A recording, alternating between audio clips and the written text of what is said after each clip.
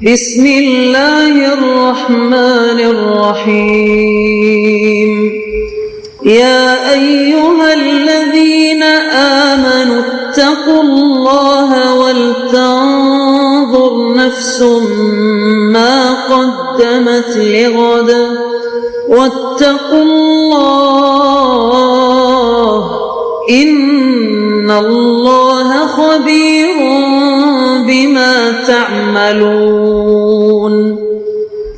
اے ایمان والو، اللہ سے ڈرتے رہو اور ہر شخص کو دیکھنا چاہیے کہ اس نے کل یعنی آخرت کے لیے کیا سامان بھیجا ہے، اور ہم پھر کہتے ہیں کہ اللہ سے ڈرتے رہو، بے شک اللہ تمہارے سب اعمال سے خبردار ہے۔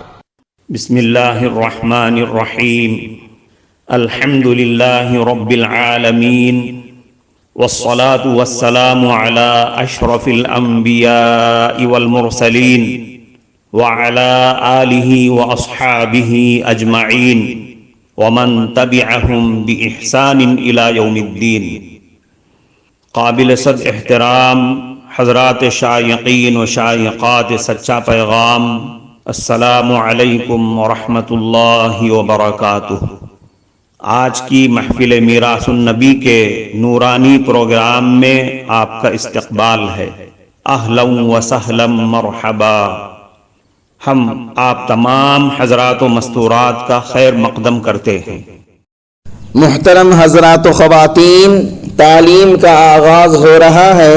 سب سے پہلے آداب تعلیم کا لحاظ کرتے ہوئے تعلیم کی طرف متوجہ ہو جائیں۔ پورے دھیان سے سننا، عمل کی نیت سے سننا اور تبلیغ کی نیت سے سننا، یعنی سنی ہوئی باتیں دوسروں تک پہنچانے کے جذبے سے سننا۔ چند خاص آداب تعلیم ہیں، امید ہے کہ آپ حضرات ان آداب کا ضرور خیال رکھیں گے۔ جزاکم اللہ۔ بسم اللہ الرحمن الرحیم۔ والدین کی نافرمانی کا انجام۔ فرزندان توحید، والدین کی نافرمانی کی بہت زیادہ سخت سزا ہے۔ ماں باپ کی نافرمانی پر آخرت میں پکڑ اور سزا الگ ہے۔ دنیا میں بھی ماں باپ کے نافرمانوں کو دردناک عذاب سے دوچار ہونا پڑتا ہے۔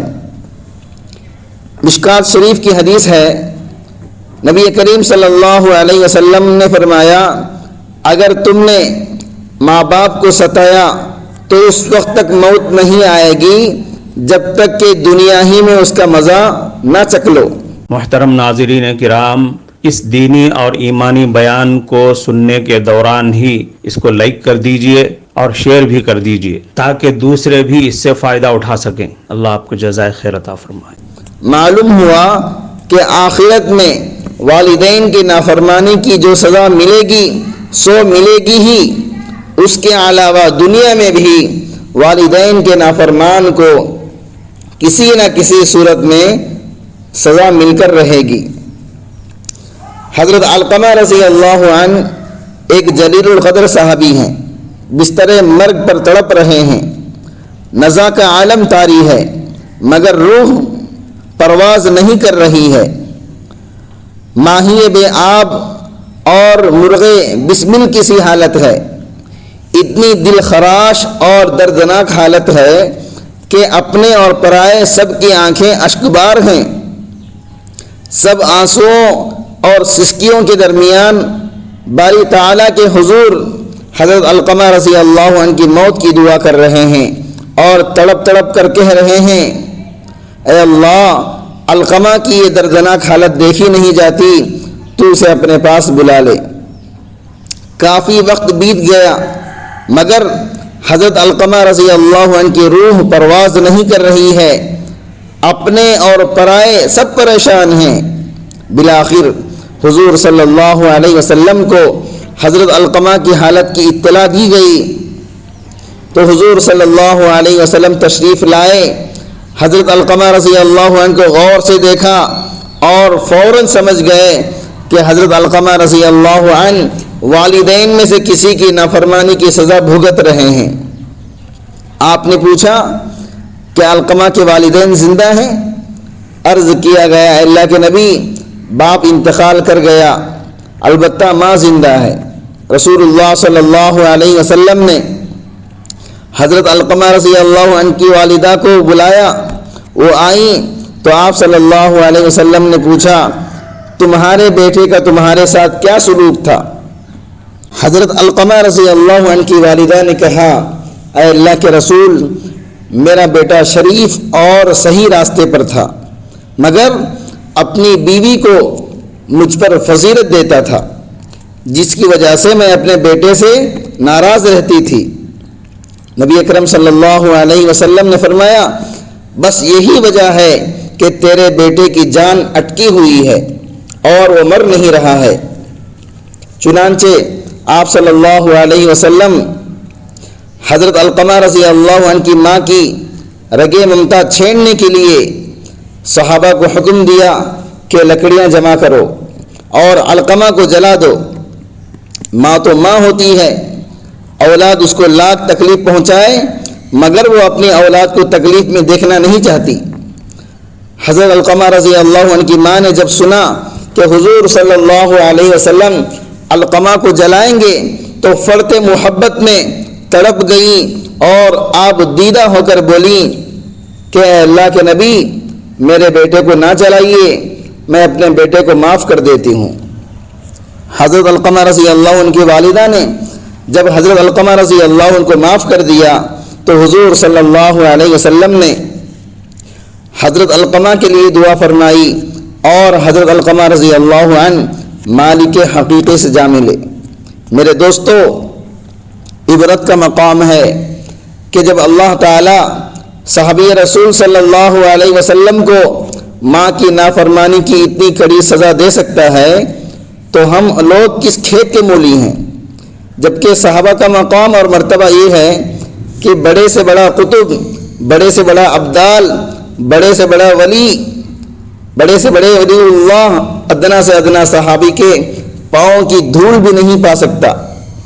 مگر غور کیجئے کہ صحابی رسول صلی اللہ علیہ وسلم کو بھی اللہ تعالیٰ نے ماں کی نافرمانی کی کتنی کڑی سزا دی، اور ہمارا والدین کے ساتھ کیا حال ہے؟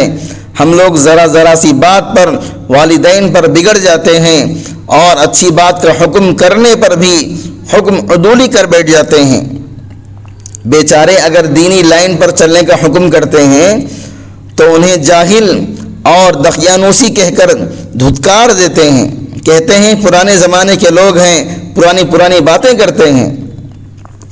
مواعظ اختری میں ایک واقعہ لکھا ہوا ہے، ایک نوجوان جوانی کے نشے میں باپ کے گلے میں رسی باندھ کر 20 قدم تک گھسیٹتا لے کر گیا۔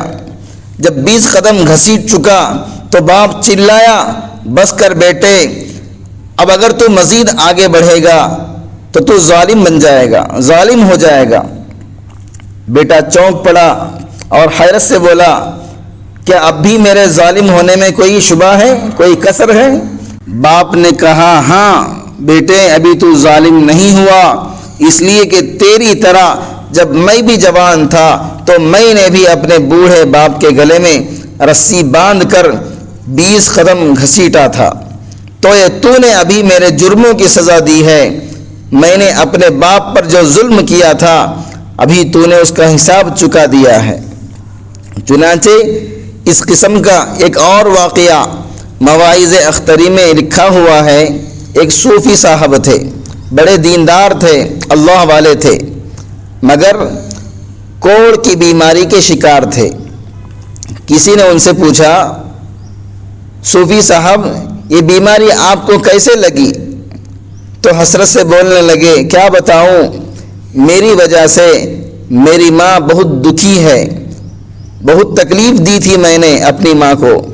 ایک بار میری ماں نے مجھے بددعا دی کہ خدا کرے تو کوڑی ہو جائے اور جب میں مر جاؤں تو میرے جنازے میں شریک نہ ہو سکے۔ چنانچہ میری ماں مر گئی اور میں پاس ہونے کے باوجود ماں کے جنازے میں شرکت نہ کر سکا۔ ہر چند میں نے جنازے میں شرکت کرنے کی کوشش کی مگر کامیاب نہ ہو سکا، اور اب کوڑ کی شکل میں ماں کی بددعا کا عذاب جھیل رہا ہوں۔ اسی طرح کا ایک واقعہ جماعت کے ایک صاحب بیان کر رہے تھے، غالباً پاکستان کے کسی نوجوان کا واقعہ ہے۔ نوجوان آفس سے کام کر کے شام کو گھر لوٹا، پہنچتے ہی بیوی نے اس کی ماں کے خلاف شکایت کر دی۔ اب نوجوان نے آؤ دیکھا نہ تاؤ دیکھا، غصے میں دندناتا ہوا ماں کے پاس پہنچا۔ بیچاری ماں نماز پڑھ رہی تھی، سجدے کی حالت میں تھی۔ کم بخت نے ماں کی نماز کا بھی خیال نہ کیا اور ماں کی گردن پر پاؤں رکھ کر اتنی زور سے دبایا کہ بیچاری سجدے کی حالت میں انتقال کر گئی۔ نوجوان اور اس کے چچا زاد بھائی نے ماں کو دفن کرنے کے لیے قبر میں اتارا۔ چچا زاد بھائی صحیح سالم قبر سے باہر نکل آیا، مگر نوجوان قبر سے نکلنے لگا تو قبر نے اسے دبوچ لیا، پکڑ لیا۔ نوجوان خوف اور دہشت سے چیخنے لگا، چلانے لگا۔ اسے قبر سے نکالنے کی ہر ممکن کوشش کی گئی مگر وہ نہ نکل سکا۔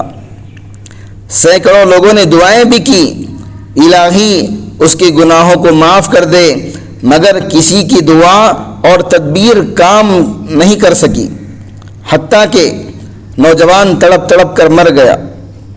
مجبوراً لوگوں نے اس کے اوپر بھی مٹی ڈال دی۔ لوگوں نے سارا واقعہ نوجوان کی بیوی کو سنایا تو رونے لگی اور رو رو کر عرض کیا، دوشی میں ہوں، سارا قصور میرا ہے، میرے ہی پاپوں نے میرے شوہر کو زندہ درگور کر دیا۔ وہ آفس سے کام کر کے گھر لوٹا تو لوٹتے ہی میں نے اس کی ماں کے خلاف زہر اگل دیا۔ بیچارہ کام کا تھکا ماندہ تھا، دماغ میں سینکڑوں فکریں، الجھنیں اور قیاس آرائیاں رہی ہوں گی۔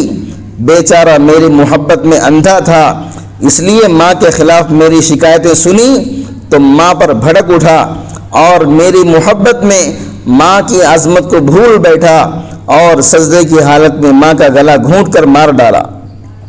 میرے دوستو، لوگوں کی نگاہوں کے سامنے جب اس نوجوان کا یہ انجام ہوا تو خبر میں خدا جانے کیا بھیانک عذاب بھگت رہا ہوگا۔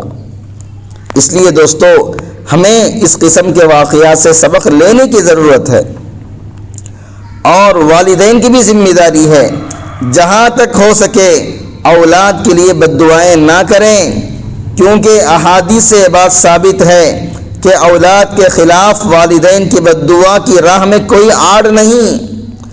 اولاد کے خلاف جب والدین کے آنسو گرتے ہیں تو اللہ تعالیٰ فوراً ان آنسوؤں کو دامن اثر میں تھام لیتا ہے۔ اس لیے والدین کو چاہیے کہ اپنی نالائق اولاد کے لیے بھی بد دعا کے بجائے دعائیں کریں، کیونکہ اولاد کی کامیابی کی خاطر والدین جب آنکھوں سے آنسو بہاتے ہیں تو اللہ تعالیٰ ان آنسوؤں کی قدر کرتے ہوئے ان آنسوؤں کو قبول کر لیتے ہیں، اس دعا کو بھی قبول کر لیتے ہیں۔ اللہ تعالیٰ ہم تمام لوگوں کو والدین کی خدمت کی توفیق عطا کرے اور اپنی مرضی کے مطابق زندگی گزارنے کی سعادت نصیب فرمائے، آمین ثم آمین۔ کفارہ مجلس کی دعا پڑھ لیجئے۔ سبحانک اللہم و بحمدک، اشہد ان لا الہ الا انت، استغفرک و اتوب الیک۔ معزز حضرات و خواتین، ہم آپ کے بے حد شکر گزار ہیں کہ آپ نے محفل میراث النبی صلی اللہ علیہ وسلم میں شرکت کے لیے اپنا قیمتی وقت فارغ کیا ہے۔ اللہ تعالیٰ آپ کو خوش و خرم رکھے، آمین۔ جو حضرات نئے ہیں وہ سچا پیغام چینل کو سبسکرائب کر کے وہاں پر لگی گھنٹی کے نشان کو ضرور دبا دیں تاکہ آپ کو ہمارے ہر ضروری اور مفید پروگرام کی اپڈیٹس ملتی رہے، اور ہمارا ہر پروگرام لائک کرنے کے ساتھ ساتھ دوسروں کو شیئر بھی کرتے رہیں۔ اس سے آپ کو صدقے کا ثواب ملے گا، کیونکہ حدیث کے مطابق اچھی باتیں پھیلانا صدقہ ہے۔ اللہ تعالیٰ آپ کو خوب خوب جزائے خیر عطا فرمائے۔